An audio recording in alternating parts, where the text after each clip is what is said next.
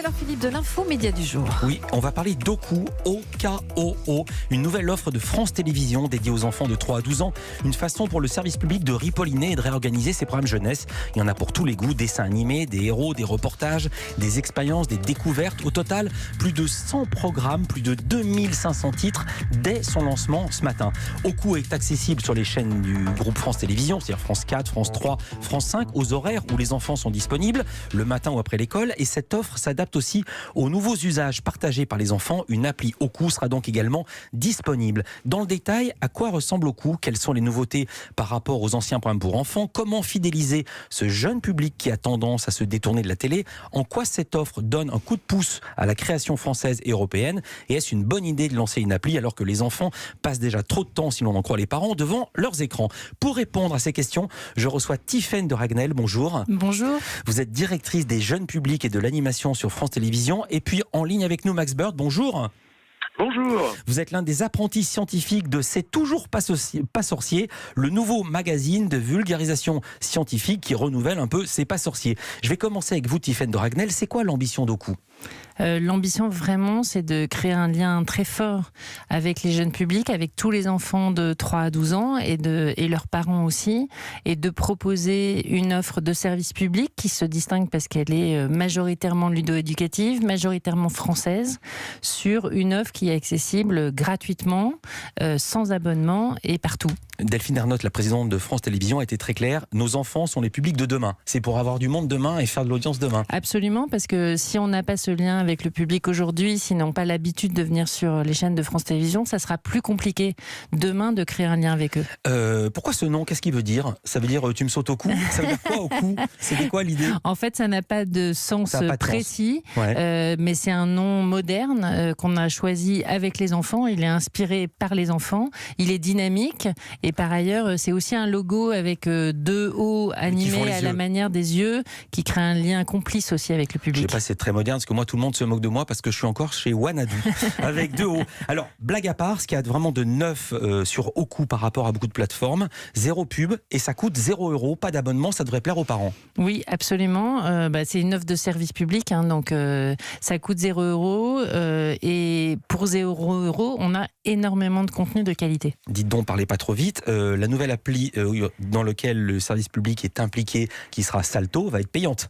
Absolument, mais c'est pas seulement le service public dans Salto, puisque Salto, ce sera une filiale de France Télévisions, de TF1 et de M6, donc c'est un modèle un peu différent. Alors la première phrase du dossier de presse m'a fait réfléchir. Cette offre exigeante et qualitative est accessible pour tous gratuitement. Qualitatif, je vois bien ce que ça veut dire. C'est quoi une offre exigeante ? C'est exigeant pour qui ?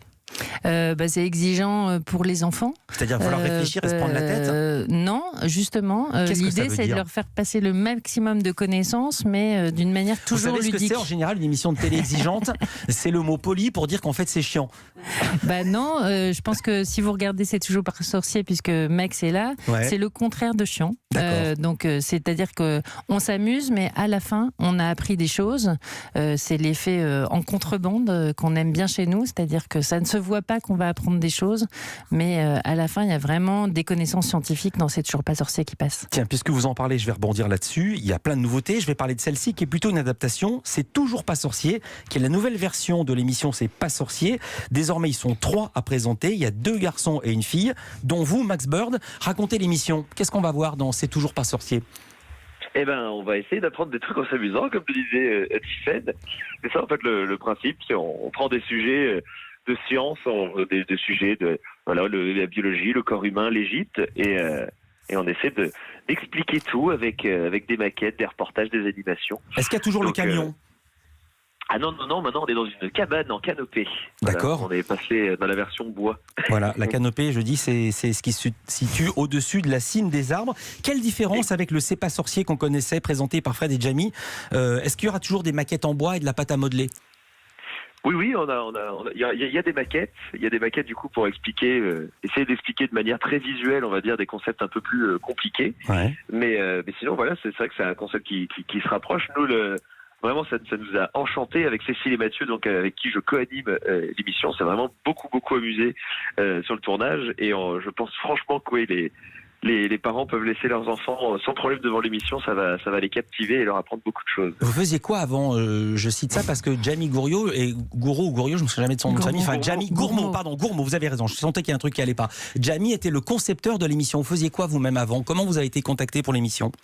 Ben moi, en fait, je fais de la vulgarisation scientifique déjà sur scène et sur YouTube. J'ai une chaîne qui s'appelle Max Bird et un spectacle qui s'appelle l'Encyclospectacle, que je joue d'ailleurs demain au Casino de Paris, malgré la grève. Voilà, on sera là quand même. Et donc, comme je faisais déjà de la vulgarisation, c'est déjà, on va dire, mon truc, de prendre des sujets compliqués et d'essayer de les traduire avec humour et de manière ludique. Et j'avais déjà eu l'occasion de travailler avec Jamie, justement, que j'avais invité en guest sur une de mes vidéos de ma chaîne. Et donc je pense que c'est une des raisons pour lesquelles France Télé m'a contacté, c'est parce que je fais partie des héritiers de Jamie sur Internet. On est nombreux comme ça à faire de la vulgarisation et on se revendique tous de l'influence de Jamie. Donc voilà, je pense que j'avais déjà un pied dans la vulgarisation ludo-éducative. Votre spectacle, c'est donc demain au Casino de Paris. Et redites le nom de votre chaîne? Max Bird, voilà, c'est comme un oiseau. Autre déclinaison, Tiffaine de Ragnel, Silence ça pousse Junior. Quelle différence avec l'émission Silence ça pousse? C'est vraiment une émission adaptée aux enfants pour lesquels on explique les mêmes choses que dans Silence ça pousse, mais en présence des enfants avec un effet miroir qu'on recherche aussi dans nos émissions, c'est-à-dire que les enfants sont présents dans les émissions. Avec des trucs qui se mangent? Parce que moi, quand j'étais petit, ce qui me plaisait, c'est que ça se mange. Sinon, ça m'intéressait pas, les plantes. Pas forcément.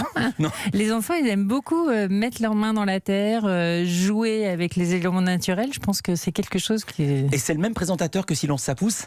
Oui, c'est le même présentateur que Silence ça pousse. Dis donc, je sens qu'on va vraiment se marrer. On va raconter aussi les supports, sur quel support on peut voir Oku. Je remercie Max Bird qui a été avec nous en direct. Attention, vous ne prenez pas dans les bouchons pour votre spectacle demain au Casino de Paris. Vous restez avec nous, Tiffaine de Ragnel. Dans l'infomédia du jour, on vous parle de la nouvelle plateforme de programme jeunesse Oku, lancée aujourd'hui par France Télévisions. On y revient dans un court instant sur Europe 1. Andel. Une nouvelle plateforme jeunesse gratuite et disponible sur tous les écrans pour les 3-12 ans est lancée aujourd'hui par France Télévisions. Elle s'appelle Oku et on en parle ce matin, Philippe, avec votre invitée Tiffaine de Ragnel, directrice de l'unité Jeune Public et Animation sur France Télévisions. Ça démarre aujourd'hui, plus de 100 programmes différents, plus de 2500 titres, je l'ai dit. Où est-ce qu'on pourra voir Oku? Sur quel support? Oku, on peut le voir sur tous les écrans numériques, donc sur sa tablette, sur son téléphone mobile et aussi sur sa télévision, parce que la télévision c'est quand même l'écran principal pour les enfants. Donc on soit verra via une application, soit via sa box au lancement Orange et Free, pardon. Et puis Oku, c'est aussi dans France.tv, qui est le player de France Télévisions, dans la verticale enfant. Et puis évidemment, c'est sur les antennes linéaires de France Télévisions, sur France 4, sur France 3 et sur France 5, dans toutes les cases jeunesse qui sont maintenant aux couleurs de Oku. Alors vous l'avez dit, l'appli Oku sera disponible sur son mobile, sur sa tablette. J'aime bien ce possessif. À partir de quel âge, selon vos études, les enfants ont des mobiles et des tablettes? Est-ce qu'il y a beaucoup de moins de 12 ans qui sont déjà équipés? Non, ils n'ont pas leur téléphone mobile personnel ni leur tablette personnelle. En revanche, ils sont des gros utilisateurs, notamment de la tablette, qui est quand même l'écran le plus utilisé par les jeunes enfants. Après 12 ans, les enfants ont leur téléphone portable personnel. À partir de la 6e en général. C'est aussi pour ça que nous, on s'adresse aux enfants de 3 à 12 ans et qu'à 12 ans, on bascule dans un autre usage des médias. Alors, les contenus seront adaptés à l'âge. Comment ça marche? Ça marche, vous avez une petite réglette quand vous rentrez dans l'application qui vous permet de choisir son âge année par année. Et sur tous les supports où Oku est disponible, on peut choisir l'âge. Sur certaines interfaces, on peut choisir des catégories d'âge. Mais tout le monde va tricher. On peut tricher, on joue sur la confiance, mais on peut aussi le bloquer. Donc si les parents sont un peu derrière les enfants, ils peuvent bloquer l'âge que les enfants utilisent. Est-ce que c'est une bonne idée de lancer une appli alors que les enfants passent déjà trop de temps, disent les parents, devant leurs écrans?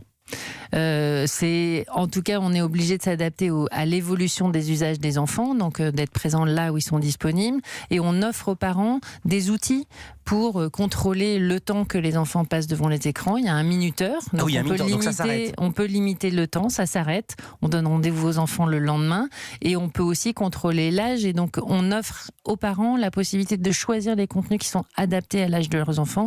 Donc quitte à regarder un écran, autant regarder des programmes qui sont faits pour eux. Alors maintenant, je vais parler des programmes justement, puisque vous y venez. Il y aura des nouveautés aussi, des noms très connus comme Petit Ours Brun, ça parle à tous les parents, ou Fort Boyard dans un genre complètement différent. D'abord les nouveautés. Je vais commencer, pour les plus jeunes, Jean-Michel Super Caribou. Ça vous fait rigoler? C'est quoi Jean-Michel Caribou? 48 épisodes, 11 minutes. C'est une série d'animation. C'est une série d'animation avec un super-héros super émotif. C'est un super-héros qui n'est ni agressif ni violent. Il résout les problèmes de sa petite communauté avec les émotions, en jouant sur les émotions. Et c'est aussi une petite fable sur la vie en communauté parce qu'on y parle de la justice, du pouvoir, de l'amour, puisqu'il y a même un épisode spécial sur l'interdiction de l'amour, puisque le maire décide que l'amour ça pose trop de problèmes et qu'il va interdire les histoires d'amour. Attendez, spoilez pas tout. Je vais dire pourquoi ça m'a vraiment interpellé, parce que je me suis dit, on est vraiment dans le politiquement correct, le super-héros super émotif. Le sous-texte que ça dit, c'est chaque personne a ses failles, ses fissures, même les super-héros. C'est ça que ça dit? Non, parce qu'en fait, ça dit plutôt qu'on est tous un peu potentiellement des super-héros, parce que on a des capacités incroyables en soi. Et franchement, Jean-Michel, c'est le contraire du politiquement correct. Ah bon? Parce que les héros sont vraiment atypiques. Ils sont très humains. Voilà, vous avez un maire très autoritaire, une journaliste qui aime se dépasser. Les défauts sont également mis en scène, donc je vous conseille de la regarder. Vraiment, c'est le contraire de la standardisation. Dans les nouveautés, il y a une série d'animation de 78 épisodes de 7 minutes qui m'intrigue là encore beaucoup, parce que même le titre est devenu une blague, c'est Paf le chien. Est-ce que vous avez payé des droits à Pif le chien? Blague à part? Non. C'est quoi Paf le chien? Vous connaissez la blague? Oui, c'est inspiré de cette blague. Il y avait même une application, Paf le chien, qui était un grand succès, d'où l'idée d'en faire une série d'animation. Très cynique et pas politiquement correct du tout. Comment vous avez... Non, c'est de la comédie. Voilà, oui. Paf le chien, c'est vraiment de la comédie, du cartoon sur un chien qui vit des milliers d'aventures, toujours plus. Mais non, la blague, elle est hyper cynique. Vous connaissez la blague, c'est Lila Costa ou pas? Traverse la rue et Paf le chien. Voilà. Mais on peut pas mettre ça à des moins de 12 ans. C'est horrible. Vous savez, les enfants, ils aiment bien les blagues simples et efficaces. Donc, je pense que celle-là en fait partie. Non, ne me dites pas que vous faites le premier héros qui meurt. Non. Je vous assure, c'est vraiment du cartoon. Donc, vous savez que dans le cartoon, tout peut arriver, mais on ne meurt jamais. Et tout le monde est toujours vivant. Il y a aussi des émissions d'éveil à l'art. Ça s'appelle BAM, du lard dans les épinards. C'est aussi fait pour les parents, là. Non, pas du tout. C'est vraiment fait pour les enfants. Le point de départ, en fait, c'est de mettre des enfants en situation devant des œuvres d'art et de les mettre en situation de critique et d'avoir leurs premiers commentaires. C'est vraiment une mise en scène des enfants. C'est très graphique, c'est très visuel. Donc, effectivement, c'est un défi d'essayer de sensibiliser les enfants à l'art, mais dans le service public, on aime bien les défis. Il y aura aussi pour les plus grands Scooby-Doo, Garfield, Mister Magoo, Boule et Bill, les Marsupilamis, le Lapin Crétin, Titeuf, c'est pas gratuit. Vous avez quel budget?